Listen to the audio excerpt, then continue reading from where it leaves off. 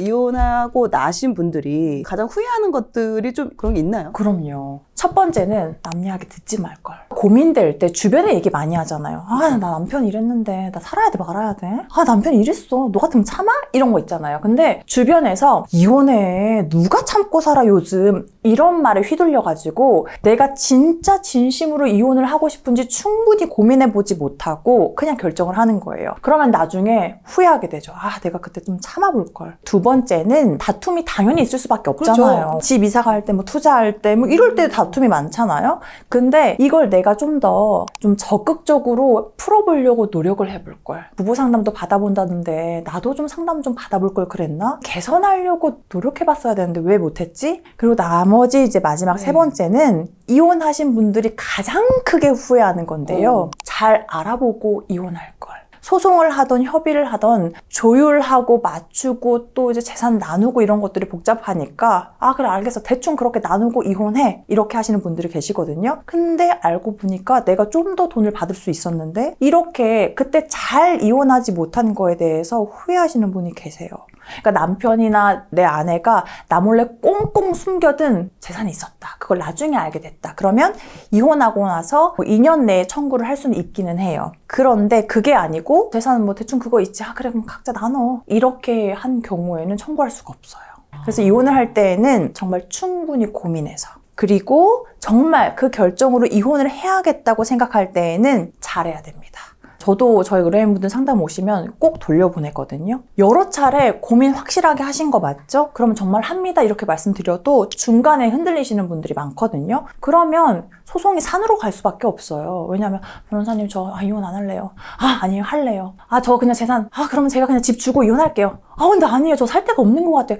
이러면 변호사도 너무 힘들거든요. 그리고 소송에서는 한번 주장한 거를 다시 주워 담기가 굉장히 어려워요. 법률상 주장은 기록이 딱 남기 때문에. 그래서 제가 소송을 잘 진행하기 위함도 있죠 사실은. 그래서 신중히 정말 내가 심사숙고해서 재산 분할할 수 있는 기준이나 범위 이게 있나요? 부부가 공동으로 형성하고 유지한 재산이면 분할 대상이 되거든요. 근데 보통 이제 우리가 인터넷 검색하면 내가 결혼 전부터 가지고 있던 뭐 집 이런 거는 내 거 그렇게 생각하시거든요. 그런데 그건 정말 이론상인 거예요. 실무에서는 내가 그걸 결혼 전부터 가지고 있었는데 결혼 기간 동안 그게 없어지지 않고 유지가 되었다는 것은 내 배우자가 조력을 한 게 되거든요. 그래서 내가 결혼 전에 가지고 있던 예금, 적금, 뭐 부동산 이런 것들이 혼인 기간 중에 유지되고 있었다면 분할 대상에 포함이 됩니다. 결혼 전에 유산을 상속을 받았다거나 이런 경우 그런 것도 다 포함이 되는 거예요.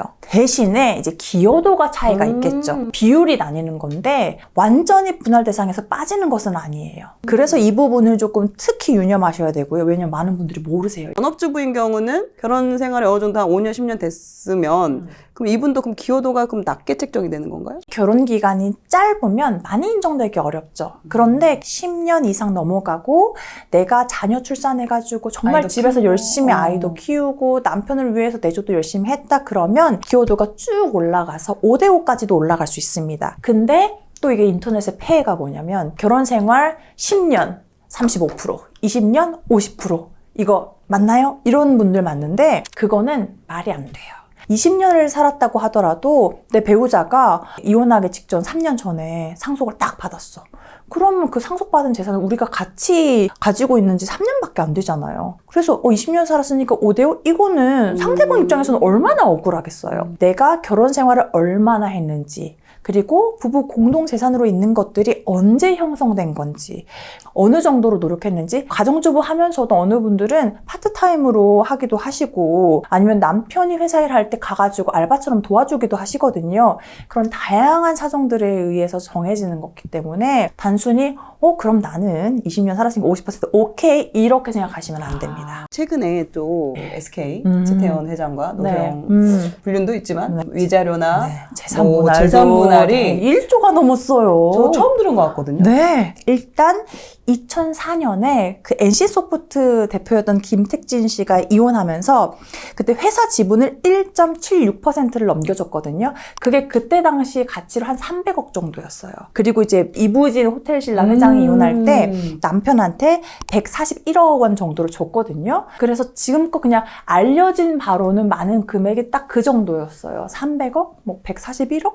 근데 지금 1조잖아요. 맞아요. 단위가. 왜냐면 너무 큰 돈이니까. 그래서 이게 있고 난 이후에 저도 상담을 참 많이 했거든요. 우리도 좀 더 받을 수 있는 거 아니야? 그래서 막 변호사님 저도 그럼 이제 위자료 한 1억은 받을 수 있지 않을까요? 거기가 20억이면 우리도 1억 될 것 같은데요? 이렇게 말씀하시는데 안 됩니다. 정말 이건요. 이례적이고 아주 특수한 케이스예요. 그래서 이 판결이 있었다고 해가지고 일반인의 이혼에 어떤 유의미한 영향을 미칠 만한 것인가? 없으리라 생각이 됩니다. 통상적으로 위자료를 책정할 때 사람이 죽었을 때의 정신적 고통을 1억 정도로 평가하고 있거든요. 물론 막 이혼 너무 힘들죠. 막 배우자가 절 때렸어요. 외도했어요. 정말 뭐 사실은 30억 줘도 치유가 안 되기는 하죠. 그런데 법원에서는 객관적인 기준이 있어야 되잖아요. 그렇기 때문에 사람이 죽었을 때 고통이 1억이라면 이혼으로 인한 이런 고통은 진짜 잘 나왔을 때 5천만 원? 아니면 그게 그 언제 이하라고. 정해진 건가요? 물가상승률이나 이런 거 다 적용이 된 건가요? 그게 적용이 돼가지고 요즘 적용이 돼서 5천, 이러니- 네. 최근에 5천만 원 판결도 제가 하나 봤는데요. 요즘 물가 상승률이 너무 높으니까 그래서 상간소송 위자료도 원래는 이혼하지 않으면 1,000만 원 이렇게 나왔는데 요즘에는 2천만 원, 2,500만 원도 나오거든요. 물가 상승률 좀 고려가 된 거죠. 근데 이걸로 충분치는 않죠. 그러면은 이분 같은 경우는 위자료가 20억이라는 거는 1심 판결에 위자료가 1억이었거든요. 여기에서 20배로 20억 나왔다? 정말 이거는 판사님의 성향도 조금 고려가 됐고 이 기업 가치, 재력 수준, 외도의 현황 그런 것들을 다 정말 최고 수준으로 고려했다고 저는 생각하고 있거든요. 그래서 우리는 쉽지 않죠. 또 이제 자녀가 있는 경우에는 양육권과 또 양육비 중요하게 생각할 수밖에 없는데 양육권은 철저하게 우리 아이 기준이에요. 그래서 우리가 보통은 그냥 우리끼리 만약 얘기를 할 때 어머 와이프가 바람 폈대? 애 키우면 안 되지. 바람 펴놓고 무슨 애를 키우는데 이렇게 얘기할 수 그렇죠, 있잖아요. 그렇죠. 그런데 내가 바람을 피운 유책 배우자라고 할지라도 평소에 아이를 전담해서 키웠고 아이가 엄마를 더 따라. 그리고 정말 정서적으로 유착 관계가 뭐 아주 유대 관계가 잘 형성되어 있다. 이러면 아이한테는 엄마가 더 좋을 수가 있거든요. 그래서 내가 유책 배우자라고 할지라도 아이의 복리에 더 좋으면 양육권자가 될 수가 있는 거예요. 그래서 아이하고 관련된 것은 철저히 우리 애기 기준이다. 경제적인 부분도 좀 있어야 되지 않을까요? 그렇죠. 그런데 이렇게 또 말씀을 드리면 저는 전업주부인데 그럼 이혼할 때 애기 못 키워요? 이렇게 생각하시거든요. 그런데 우리가 이혼할 때 양육비를 받잖아요. 양육비는 필수이기 때문에 내가 당장 경제적인 소득이 없어도 아이하고 밀착되어 있고 더 많이 케어했다고 하면 아이 양육권자로 지정되는 데는 영향이 없습니다. 대신에 이제 그런 대비책은 있어야 되죠. 이혼한 이후에 아이를 어디에서 키울 것인지, 네. 친정에 가가지고 양육 보조자인 친정 부모님의 도움을 받을 것인지 이런 계획은 좀 구체적이어야 되죠. 그냥 내가 만약 이혼하면 어떻게든 키울 거예요 이러면 오히려 어떻게 키울 거예요? 그렇죠. 그러면 아빠가 집도 있고 애를 이렇게 사랑하는데 아빠한테 가는 게 낫잖아 이렇게 되잖아요. 그러니까 사실 이것도 어떻게 보면 아이 복리의 측면인 거죠.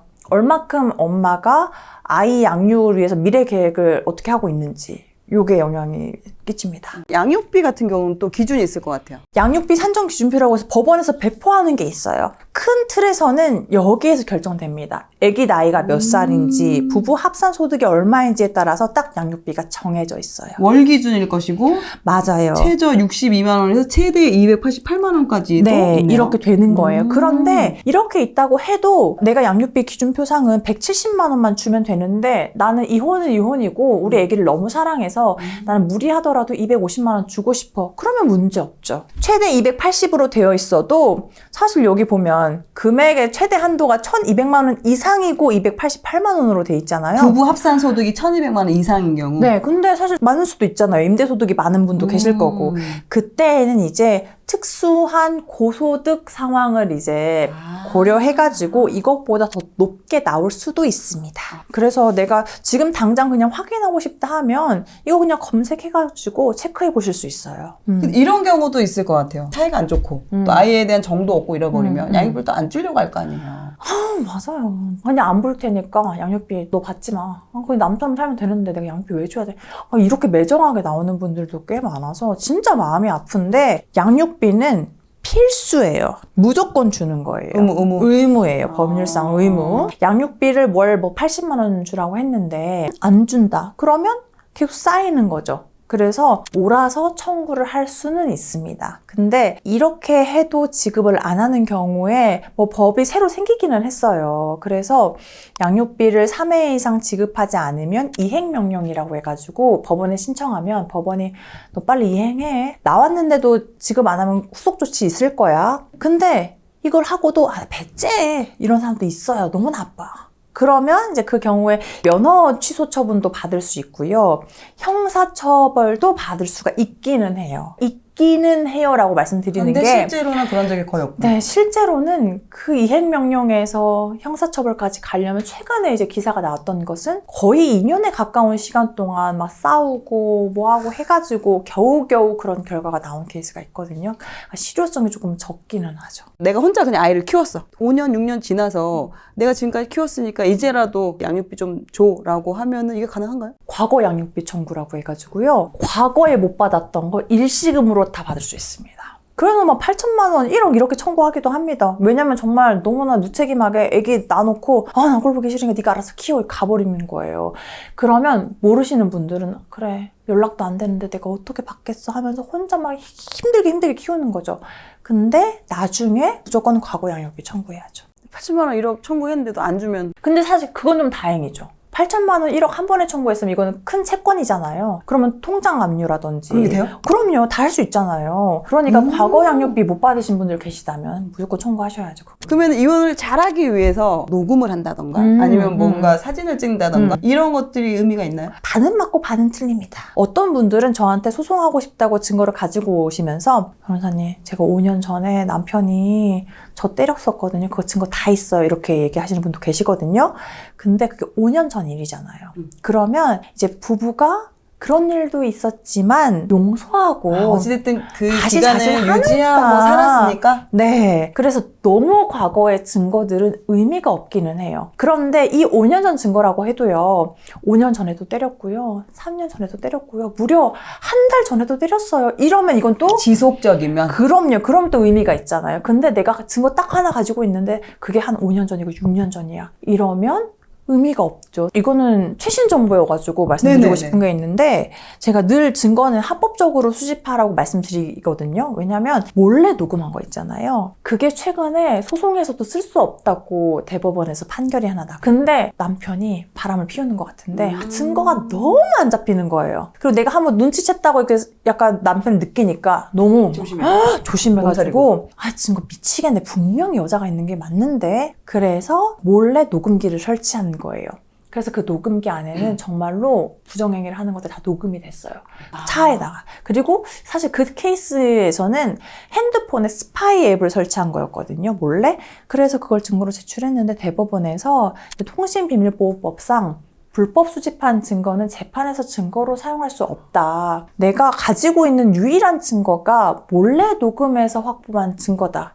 이러면 이혼소송은 지금은 조금 하시면 안 될 것 같아요. 불법에도 종류가 여러 가지가 있거든요. 핸드폰을 몰래 열어보는 건 정보통신망법 위반이에요. 남편 핸드폰을 네. 몰래 보는 것도 불법이에요? 네, 그렇죠. 그걸로 확보한 증거면 소송에서 증거로 쓸 수는 있어요. 근데 제가 방금 말씀드린 안 됩니다라고 나온 판결은 그러니까 몰래 녹음한 거에 한정돼서 나오기는 했거든요. 그리고 그거는 증거로도 쓸 수 없고 형사고소 당하면 집행유예부터 시작하는 범죄거든요. 그러니까 그건 진짜 선택하시면 안 된다. 그 전에 내가 뭔가 좀 준비할 수 있는 건 없어요? 재산 분할을 대비해야 된다. 이럴 경우에는 당연히 소송에서 배우자가 다 조회해 볼 수 있기는 해요. 그런데 변호사한테 사전에 정보를 주는 것과 주지 않는 것의 차이가 크거든요. 가령 변호사님 재산 분할 알아서 해주세요. 이러면 변호사도 막막하고 시간도 오래 걸려요. 가급적이면 변호사님, 제가 정확히는 모르지만 알고 있는 한도 내에서 제 배우자의 주거래 은행은 어디고요. 카드는 뭘 써요? 그리고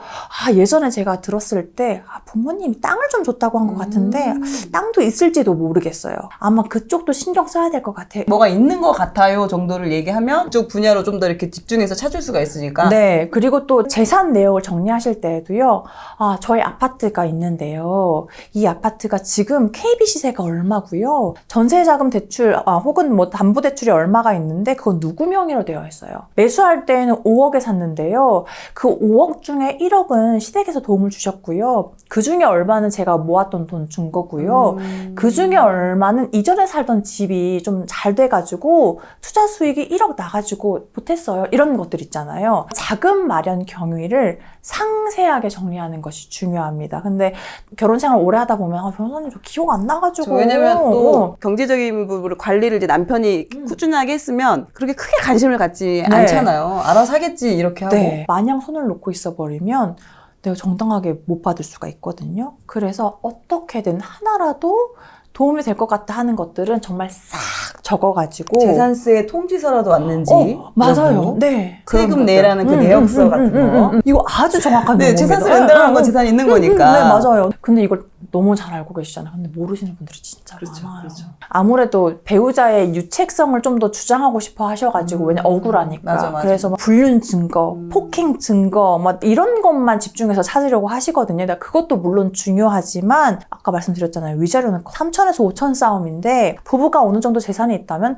억대 싸움이 될 수 있잖아요. 그러니까 선택과 집중을 해야 된다. 소송 비용. 변호사 선임료가 당연히 들어가겠죠. 근데 변호사 선임이 필수는 아닙니다만 아까 말씀드렸다시피 그럼 내가 혼자 할 수도 있어요. 추천드리지는 그럴 것 않아요. 같아요. 내가 재산 분할도 해야 되고 뭐 하고 해야 되면 상대는 변호사 전문가가 딱 데리고 오는데. 그러면은 어렵고 사실 판사님도 그럼 힌트 주세요. 당사자분 빨리 오늘 재판 마치고 돌아가실 때 법률 전문가 상담 좀 받아보세요. 그러면 변호사 선임하라는 힌트거든요. 당신 지금 너무 불리하게 가고 있다. 그래서 필수는 아니지만 거의 필수에 가깝죠. 변호사를 선임하는 것이. 보통 660에서 1100만 원 사이 왔다 갔다 하거든요. 일단 변호사 선임료가 그렇게 들어가는데 그렇게 되면 또 끝은 아니에요. 소장 접수하면 법원에 인지대송달료 내야 되거든요. 인지대송달료는 내가 재산 분할로 청구하는 금액에 따라서 이제 비율로 올라가요. 예를 들어서 실제 받은 거는 1,000만 원이야. 근데 나는 일단 청구를 1억을 했어. 그럼 그렇죠. 1억에 대해서 기준으로 맞아요. 그 수수료를 낸다는 네, 거죠. 그래서 의뢰인분들이 저한테 변호사님 저 위자료 3천 받을 거 아는데요. 괘씸해서 한 10억 청구하고 싶어요. 그럼 할 수가 없죠. 그럼 10억 청구하면 인지대가 확 올라가는데 몇백 내야 되는데. 그래서 마냥 많이 청구할 수가 없어요. 그래서 제가 상담하고 청구 금액 결정할 때에는 내가 받을 거라고 예상되는 금액보다 조금 상회하게 하는 거지 무작정 많이 청구할 수는 없습니다. 가압류 가처분 같은 걸 할 때 가령 재산이 있을 때. 네. 가압류에도 선임료가 들어가는데 우리 등록 면허세 내잖아요. 네네. 근데 또 생각지도 못하게 갑자기 그 세금을 내야 될 때가 있거든요.